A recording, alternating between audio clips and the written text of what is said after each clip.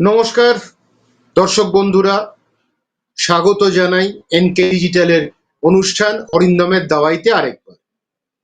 আজকে যে বিষয় নিয়ে আলোচনা করব, বাবরি মসজিদ ধ্বংসের কালো দিন। 6 ডিসেম্বর 1992 সাল। তখন অনেকের বাড়িতে কিন্তু কেবল টিভি আসেনি, মানে আমার বাড়িতেও কেবল টিভি ছিল না।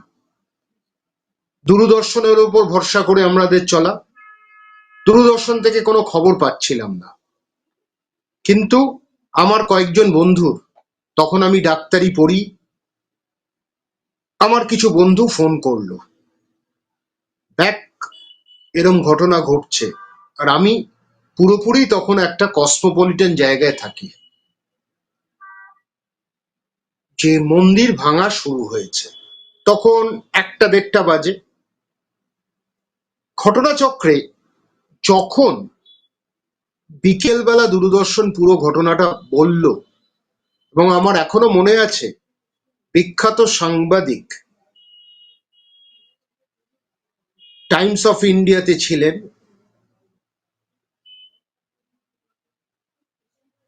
সে অত্যন্ত নিন্দনীয় ভাষায়, অত্যন্ত নিন্দা করে একটা বিজ্ঞপ্তি জারি করলেন দূরদর্শনে। তারপরে আস্তে আস্তে এক একজন রাজনৈতিক নেতা তাদের বক্তব্যগুলো পেশ করলেন। দিলীপ পাটগাঁওকর তখন টাইমস অফ ইন্ডিয়াতে ছিলেন না অন্য কোনো, আমার ঠিক মনে, আমার যতদূর মনে হয় টাইমস অফ ইন্ডিয়াতেই ছিলেন।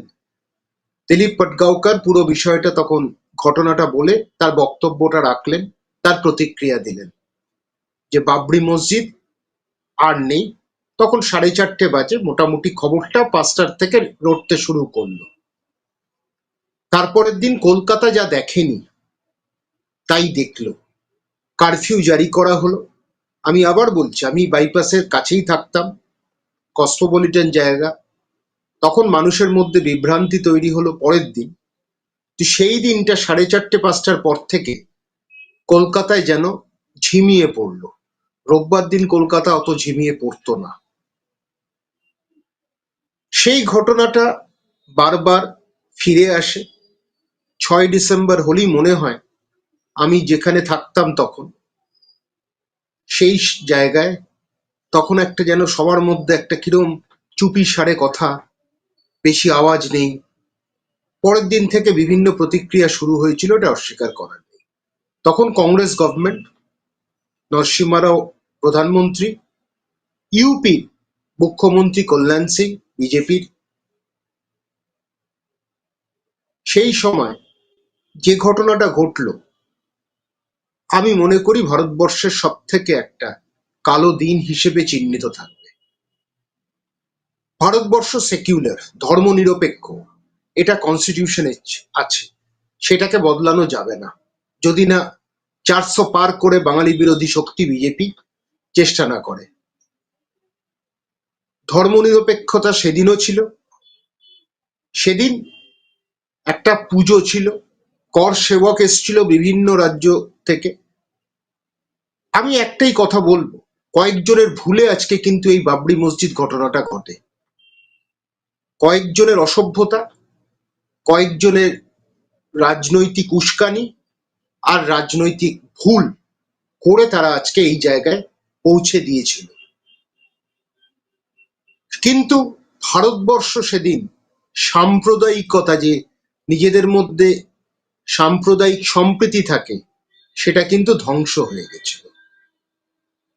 ধ্বংসের কারণ কিছু গেরুয়া পড়া সন্ন্যাসী, সন্ন্যাসিনী আর বিজেপির একদল নেতা, যারা ওটাকে রাজনৈতিকভাবে ফায়দা তুলেছিল। আজও সাম্প্রদায়িকতা, সম্প্রীতি নষ্ট হয়েছিল, সেটা নিয়ে সন্দেহ নেই। কিন্তু ভুল কোথায় ছিল? রাজীব গান্ধী 89 সালে, 89 না 84 সালে ইন্দিরা গান্ধীর মৃত্যুর পর একটা বিরাট ম্যান্ডেট নিয়ে আসে কংগ্রেস। বড় বড় তাবড় বিরোধী নেতারা হেরে যায়, বহুগুণা থেকে শুরু করে অটল বিহারী বাজপেয়ী পর্যন্ত হেরে যান। সেই সময় কংগ্রেস যখন এলো, একটা মামলা উঠে এলো শাহবানু, ইন্দোরের বাসিন্দা শাহবানু, তার স্বামী খরপোশ ঠিক মতো দিচ্ছে না, হাইকোর্টে মামলা করলেন। পরে তার স্বামী সুপ্রিম কোর্টে যান। সুপ্রিম কোর্ট পরিষ্কার বলে দিল মুসলমান হলেও খরপোশ দিতে হবে, হাইকোর্ট যা বেঁধে দিয়েছে সেটা মেনে নিতে হবে। সারা ভারতবর্ষ তোলপাড় হলো। শুধু ভারতবর্ষ নয়, রাজীব গান্ধীর মন্ত্রিসভা তোলপাড় হয়েছিল। এই তোলপাড় হয়েছিল, পরিষ্কার বোঝা যায় রাজীব গান্ধী সুপ্রিম কোর্টের যে ভার্ডিক্টটাকে চ্যালেঞ্জ করলো পার্লামেন্টে বিল এনে, সেটাকে নাকচ করে দিল। কংগ্রেসের মধ্যেই বিভাজন হয়েছিল। একদিকে আরিফ মোহাম্মদ খান, যে শাবানুর পক্ষে ছিল, রায়ের পক্ষে ছিল, সে বলল এইটা ঠিক রায়, এটাকে মেনে নেওয়া উচিত। কিন্তু আবার সালমান খুরশিদের মতো মুসলমান ছিলেন রাজীব গান্ধীর ক্যাবিনেটে, তারা মেনে নিলেন না। তারা বললেন না, এটা ঠিক আছে, বিল এনে এটাকে নাকচ করে দেওয়া হয়েছে এই ভার্ডিক্টকে, তো এটা দরকার আছে। এই সুযোগটার জন্য অপেক্ষা করছিল দুটো সিট যেটা বিজেপি 84 সালে। তখন পরিষ্কার কথা, সিউডো সেকুলারিজম বলে একটা কথা তুলে চলে এলো। সিউডো সেকুলারিজম যখনই এলো, বিভিন্ন লোক কিন্তু এটাতে আকৃষ্ট হয়েছিল। সারা ভারতবর্ষে তখন অযোধ্যার কথা উঠে এলো, যে অযোধ্যায় 1528 সালে বাবর একটা হিন্দু মন্দিরকে ভেঙে বাবরি মসজিদ তৈরি করেছে, এবং বাবরের যে প্রধান সেনাপতি তিনি এটাকে তৈরি করেছিলেন। তো বিভিন্ন হিন্দুদের মধ্যে এটা একটা প্রভাব পড়লো, কারণ এর আগেও যে বিভিন্নভাবে মানুষকে ভুল পথে পরিচালিত হতে হয়েছে সেটা কিন্তু ঘটেছে।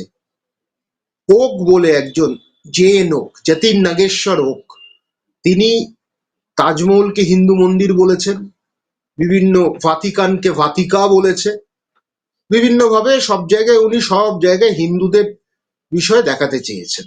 কিন্তু সেটা তবুও এত বেশি পপুলারাইজ হয়নি তার থিওরিগুলো। এই ইস্যুটা এমন হলো ঠিক শাহবানুর কেসে বিজেপি এবং বিশ্ব হিন্দু পরিষদ বা বিভিন্ন হিন্দু সংগঠনগুলো এটাতে কিন্তু সুবিধা পেয়ে গেল, অক্সিজেন পেয়ে গেল, যে এক কথায় যদি মুসলমানদের জন্য এত করা হয় তাহলে হিন্দুরা কেন বঞ্চিত থাকবেন। সিউডো সেকুলারিজম বলে এল কে আদবানি থেকে বিভিন্ন, তখন কেদারনাথ সাহানি বলুন, এরা শিক্ষিত ছিল, বর্তমান বিজেপির মতো অসভ্য অশিক্ষিত নয়, তারা শিক্ষিত ছিল। এবং শিক্ষিত মানুষ যদি বদমাইশি করতে চায়, সেই বদমাইশি কিন্তু অনেক বেশি খারাপ হয়। তো সেই জায়গায় এই ইস্যুটাকে তুলে বিজেপির কিছু হিস্টোরিয়ান যারা ছিল তারা এটাকে কিন্তু কাজে লাগালো, এবং কর সেবা শুরু হলো, ভূমি পূজন শুরু হলো। এটা তো অস্বীকার করার নেই, কারণ 1949-এ যেটা বন্ধ করা ছিল, ওখানে গিয়ে হিন্দু রাম মন্দির মূর্তি রেখে দেওয়া হয়েছিল। এইবার রাজীব গান্ধী আর কিছু না করতে পেরে এলাহাবাদ হাইকোর্টে একটা মামলা হলো। এলাহাবাদ হাইকোর্টে বলে দিল, হ্যাঁ ওই মন্দির খুলে বাইরের জায়গাটা পুজো হোক। তো যেই খুলে দিল গেটগুলো, আবার রাজীব গান্ধী সেই গেটগুলো কিন্তু খুলে দেওয়ার জন্য সব রকম প্রস্তুতি নিয়েছিলেন। খুলে গেল গেট, হিন্দুরা একটা ইস্যু পেয়ে গেছিল। হিন্দু বলে ব্যাপারটা বলবো না, ঘটনাচক্রে যারা চরমপন্থী তারা একটা সুযোগ পেয়েছিল। সুযোগ পেয়ে এই ইস্যুটা চলল। এরপর রাজীব গান্ধীর মৃত্যু, তারপর পিভি নরসিংহ আসা। পিভি নরসিংহ রাও বারবার আলোচনা করেছিলেন, কিন্তু তার আগে মুলায়ম সিং যাদব, তখন ইউপির মুখ্যমন্ত্রী, একটা ভুল করেছিলেন। কল্যাণ সিং আসার ঠিক আগে মুলায়ম সিং যাদব কিন্তু মুখ্যমন্ত্রী ছিলেন ইউপির, উনি কিছু কর সেবককে গুলি করে মেরে দিয়েছিলেন। তারপরে বিজেপির প্রচার কিন্তু অনেক বেড়ে গেল, এবং যখনই আপনি গুলি করবেন না, ঠিক নন্দীগ্রামে যে ঘটনাটা ঘটেছিল, মানুষকে যখনই গুলি ব্যাপারটা আনবেন, তখন কিন্তু একটা বড় শ্রেণীর মানুষ কিন্তু অন্যদিকে চলে যাবে। আপনাকে সমর্থন করবে না। খুন গুলি এগুলো যখনই করছেন আর প্রশাসন থেকে যখন এটা হচ্ছে, সেটা কিন্তু মানুষের মধ্যে একটা নেতিবাচক প্রভাব পড়ে। সেই নেতিবাচক প্রভাবের জন্য মুলায়ম সিং হেরে গেছিলেন। হেরে গিয়ে কল্যাণ সিং হলেন উত্তরপ্রদেশের মুখ্যমন্ত্রী। তো একটা আওয়াজ, একটা হাওয়া, একটা সমবেদনা, একটা সহযোগিতা, সব রকম ভাবে একটা সারা ভারতবর্ষে কিন্তু বাবরি মসজিদ, অযোধ্যা এটা নিয়ে ইস্যু কিন্তু হয়েছিল। কিন্তু পুজো করার কথা ছিল 6ই ডিসেম্বর। কোর্টকে তারা বলা, প্রধানমন্ত্রীর সাথে কথা বলা যে ওখানে শান্তিপূর্ণভাবে পুজো হবে। কিন্তু যা শোনা যায়, তখন তো বারবার বলছি, তখন আমাদের ভারতবর্ষে কিন্তু চ্যানেল আসেনি। 92 সালে যারা ভরসা করেছিলেন তারা কিন্তু বিবিসির ওপর। বিবিসির মার্ক টালি, খুব নামকরা বিখ্যাত সাংবাদিক, তিনি কিন্তু ওই জায়গায় ওই স্পটে ছিলেন এবং সেখানে মানে একেবারে পরিষ্কারভাবে বিভিন্ন মানে সংবাদ মাধ্যমকে উদুম কেলানি দেওয়া হয়। একটাই কথা বলবো, কেলানি দেওয়া হয়। করসেবকরা এতটা হিংস্র হয়ে গেছিল। ওখানকার নেতা নেত্রীরা ছিলেন, ছিলেন উমা ভারতী, ছিলেন সাধ্বী রীতম্বরা, যিনি পরবর্তীকালে বিভিন্ন স্কুল টুল করেছেন, কিন্তু রাজনীতি থেকে সরে এসছেন, ছিলেন LK আদবানি, ছিলেন মুরলী মনোহর যোশী, আরো বহু নেতা ছিলেন। তারা কিন্তু গরম গরম বক্তব্য কিন্তু রেখেছিল, অনেক গরম বক্তব্য কিন্তু রেখেছিল। এবং বক্তব্য রাখার পর পুলিশ যারা ছিল, পুলিশ সেখানে কিন্তু পুলিশের ভূমিকা পালন করেনি, বা করতে পারেনি, বা করতে দেওয়া হয়নি, এটাও হতে পারে। কিন্তু বাবরি মসজিদ ভেঙে দেওয়া হলো।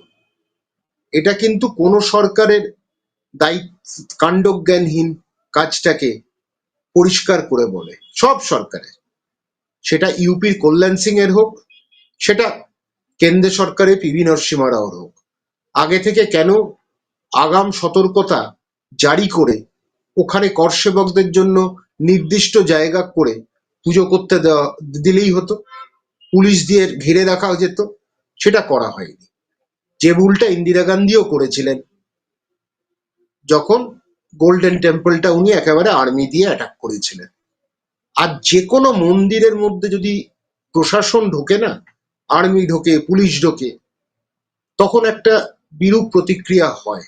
কিন্তু বাইরে ঘিরে দিলে সেটা হয় না। তো ঘটনাচক্রে কেউ করতে পারলো না, আটকাতে পারলো না। 4 থেকে 5 ঘন্টার মধ্যে বাবরি মসজিদ কিন্তু ধ্বংস করে দেওয়া হলো। এবং পরিষ্কার বোঝা গেল এটা পরিকল্পনা মাফিক হয়েছে। নয়তো এত লোক ঢুকে গিয়ে তারা লাঠি যা নিয়ে এগুলো আনলো থেকে, কে তাদের দিল, এটাও তো একটা প্রশ্ন করার আছে। আমার বক্তব্য, এটা হিন্দু রাষ্ট্র নয়।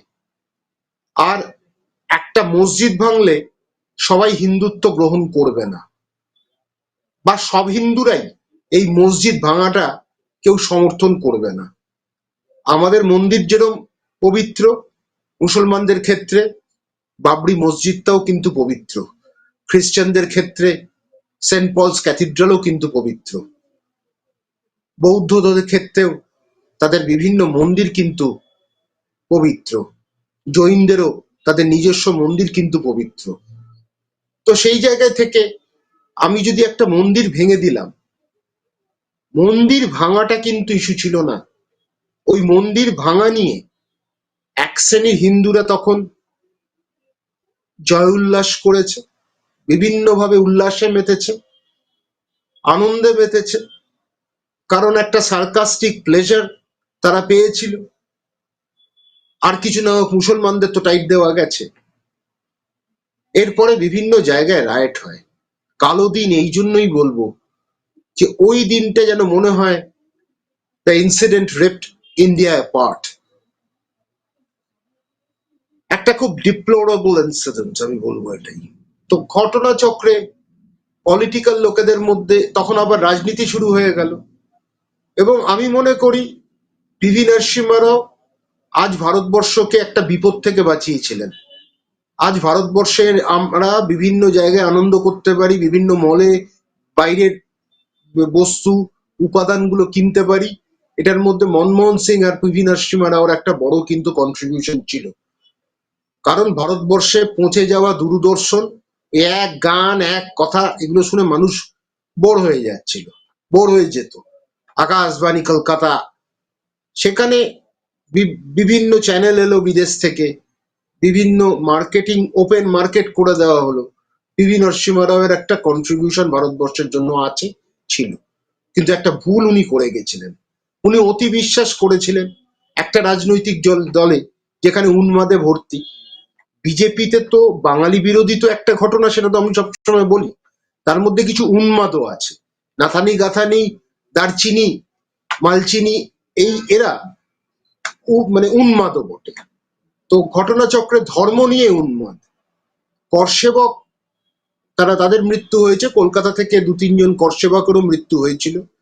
কিন্তু 6ই ডিসেম্বর যে ঘটনাটা ঘটলো তা ভারতবর্ষে কখনো মেনে নেওয়া যায় না। আজ এতদিন আমরা সত্যি কথা এটা একটা কালো দিবস হিসেবে পালন করি। সাম্প্রদায়িক সম্প্রীতি নষ্ট হয়েছিল, চুরমার করে দেওয়া হয়েছিল কিছু উন্মাদের জন্য। এবং আপনি, আমার ক্যাসেটগুলো শোনার সৌভাগ্য হয়েছিল, কারণ তখন আমার কিছু বন্ধু বান্ধব তারা ইউপিতে যে ক্যাসেটগুলো এখানে বলতে পারেন ব্যান্ড হয়েছিল, সেই ক্যাসেটগুলো বিভিন্ন জায়গায় শোনানো হতো। এবং একটি ক্যাসেট যেখানে শোনানো হয়েছিল সেই ভুশিল্যান্ডের জায়গাগুলো কলকাতায়, ওই বড় বাজার, সেখানে শোনানো হতো এই ক্যাসেটগুলো। সেখানে গলাটা শুনে এখন বুঝি ওটা সাধ্বী রীতাম্বরার ছিল।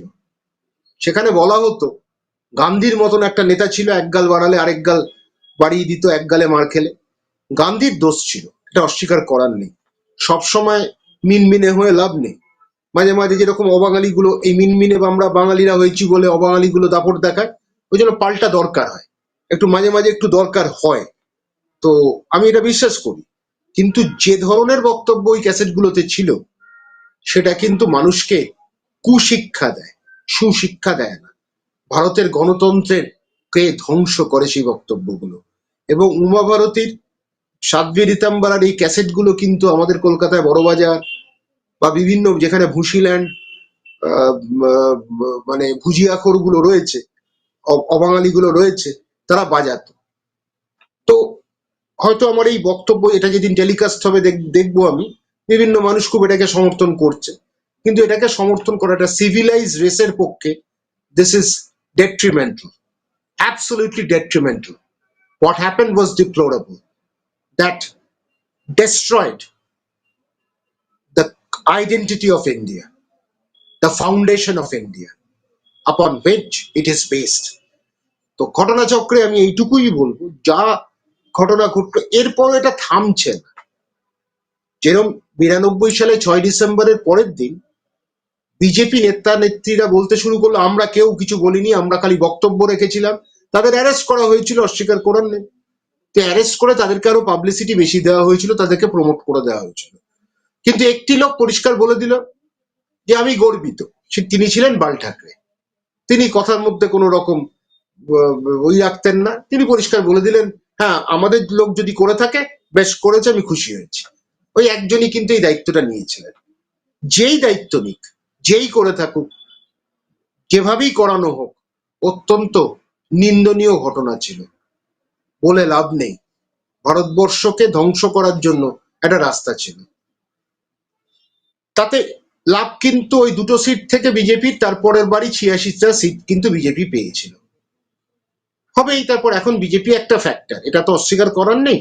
মানুষ যদি ভোট দেয় কিচ্ছু করার নেই, এটা মানুষের কিন্তু রাইট, ফান্ডামেন্টাল রাইট। মানুষ যদি দেয় এটা হয়। কিন্তু বাংলায় নতুন করে হুমায়ুন কবির নামক একজন ভাঁড়, আমি ভাঁড়ই বলবো, সেই ভাঁড় কিন্তু ভাড়ামো করছেন। একটা স্পর্শকাতর বিষয়টাকে উনি কিন্তু বাড়াবাড়ির জায়গায় নিয়ে যাচ্ছেন। এই সরকারের কাছে আমি দাবি রাখবো যে এইসব পদার্থকে, এইসব বস্তুটিকে, এরা রাজনৈতিক নেতা হিসেবে দুটো জিতলো কোথা থেকে? উনি আগেও মুসলমান মুসলমান করে হিন্দুদের বিরুদ্ধে তাতিয়েছেন। এইসব পলিটিক্যাল এলিমেন্ট, এরা ফান্ডামেন্টাল ফোর্সেস, এরা এরা অশিক্ষিত, they are ignoble and they are bereft of knowledge. কিচ্ছু জানে না, পেটে ঘুচি মারলে এদের কিছু নলেজ বেরোবে না, শিক্ষা বেরোবে না, অশিক্ষিত, অসভ্য এরা। এদেরকে জেলে পুরে দেওয়া উচিত ছিল, একদম সরকারের ব্যবস্থা করা উচিত ছিল এটা, সেখানে করা হলো না। তিনি আবার নতুন করে 6 ডিসেম্বর তাতাচ্ছেন।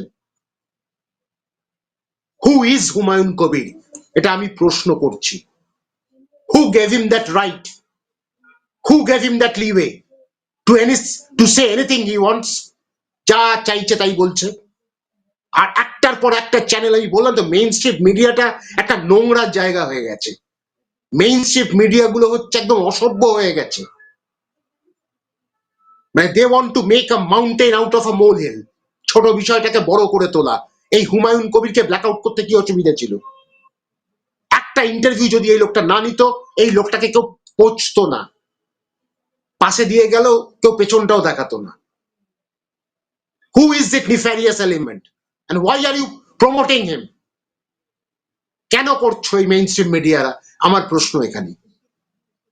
তাকে অ্যারেস্ট করা অনেক দিন আগে গভর্নমেন্টের উচিত ছিল। This government should have shown the courage.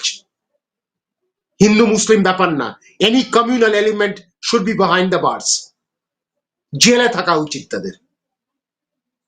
ভারতবর্ষের সেকুলারিজম নিয়ে আমরা চর্চা করি, ধর্ম নিরপেক্ষতা করি, কোন ধর্মকে তৈলমর্দন করার জন্য নয়। বাঙালিদের মধ্যে, হ্যাঁ, বাঙালি হিন্দু বাঙালি মুসলমান এক থাকবে, হুমায়ুন কবির বাঙালি হতে পারে, কিন্তু সে অন্যথা, সে উল্টো পাল্টা করে আবার কালকে নাকি তিনি কোরআন পাঠ করবে। এইবার যদি মেইন স্ট্রিম মিডিয়া এগুলো দেখাতে থাকে, তাহলে ভবিষ্যতে কি নির্বাচনের উপর একটা এফেক্ট পড়বে না? তুমি কায়দা করে বিজেপিকে সমর্থন করছো না, বিজেপিকে চেষ্টা করছো না। সরকার কি করছে? সরকার এইরকম ঘুমন্ত অবস্থায় আছে কেন? পুলিশ দিয়ে ম্যানেজ করছো কেন? যাও গিয়ে পুলিশকে বলো ধরে নিয়ে পুড়ে দিতে, তারপর সব বক্কা বেরিয়ে যাবে। আদালতে কোনো মামলা নেই, কোর্টের অর্ডার থাকলে একেবারে ইঁদুর ঢুকে যাবে গর্তে। Why rake up this sensitive issue? This has to be stopped. এটা বন্ধ করা দরকার। 6 ডিসেম্বর আমাদের লজ্জা, একটা ধ্বংসের দিন, কালো দিন, বেদনার দিন, সেইখানে আবার নতুন করে চাগিয়ে উঠছে এটা। আবার হিন্দু মুসলমানের মধ্যে একটা ভাগাভাগি হবে, সেটা বন্ধ করা উচিত। বর্তমান সরকারের সেটা দেখা উচিত। আবার বলবো, আবার বলবো, 6 ডিসেম্বর ছিল ধর্ম নিরপেক্ষতাকে শেষ করার দিন। এল কে আদবানি বেঁচে আছেন, অটল বিহারী বাজপেয়ী গত হয়েছেন, উমা ভারতী কোথায় গেছেন জানি না, নিখোঁজ অনেকদিন ধরে। সাধ্বী রীতাম্বরা এসব ছেড়ে দিয়ে এখন যা করছেন ঠিক আছে, মানুষের জন্য করছেন, অস্বীকার করছে না। কখনো মন্দির বানাচ্ছেন, স্কুল বানাচ্ছেন, কিন্তু যা ক্ষতি করার সেদিন করে গেছেন, যা ক্ষতি করার সেদিন করে গেছেন। ধৈর্য দেখাননি, সংহতির কথা বলতে পারেননি, ঘৃণার কথা ছড়িয়েছেন, একদল মানুষকে উস্কেছেন, পরপর রাইট হয়েছে। কিন্তু মন্দির হওয়ার পর মোদি বাবু করে দিয়েছেন মন্দির, পুজো টুজো কি সব হলো টলো, যোগী বাবা অনেকেই গেছে, কিন্তু ওই সিটটা কিন্তু বিজেপি ধরে রাখতে পারেনি, কারণ কয়েক লক্ষ মানুষকে ওখান থেকে উৎখাত করেছেন। মন্দির হয়েছে, উৎখাত হয়েছে বহু হিন্দু, এটাই বলে রাখলাম।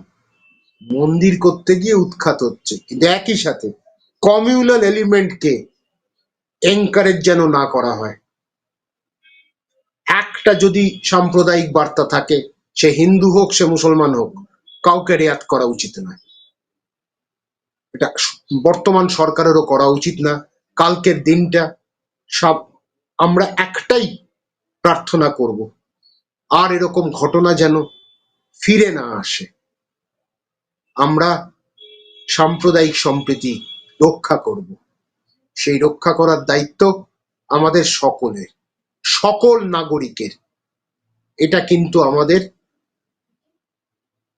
একটা শুধু প্রতিজ্ঞা নয়, আমাদের কিন্তু দায়িত্ব নিতে হবে ভারতবর্ষের ধর্মনিরপেক্ষতা রক্ষা করতে। প্রত্যেক নাগরিককে এটা করতে হবে। যে বিষক্রিয়া ছড়াবে তাকে আইনত ব্যবস্থা নেওয়া উচিত, তার বিরুদ্ধে তাৎক্ষণিক ব্যবস্থা নেওয়া উচিত। এই লড়াইটা চলুক। ভারতবর্ষকে ধর্মনিরপেক্ষ করতে হবে, বাংলাকে যেরকম বাঙালি সংস্কৃতি রাখতে হবে, অবাঙালি সংস্কৃতি ঢুকলে এরকম হবে। তো আমরা দেখতে পাচ্ছি, সেই জন্য আমাদের লড়াই থাকুক। ধন্যবাদ জানাই এনকে ডিজিটালকে আমাকে এই সুযোগটা দেওয়ার, এই প্ল্যাটফর্মটা দেওয়া, বলার জন্য। আর দর্শকদেরও বলি, 6 তারিখ চেষ্টা করুন, সবাই মিলে পারবেন এই মেলবন্ধন ঘটাতে, ধর্মনিরপেক্ষতা যেন জয়ী হয়। সাম্প্রদায়িক শক্তি যারা আছে তাদেরকে পরাস্ত করতে যা লড়াই করার দরকার একসাথেই করতে হবে। বাংলাকেও বাঁচাতে হবে, ভারতবর্ষকেও বাঁচাতে হবে। এই লড়াইয়ে আমরা সবাই থাকবো, সবাই মিলে থাকবো। এনকে ডিজিটালের পাশে থাকুন, এনকে ডিজিটালের সঙ্গে থাকুন।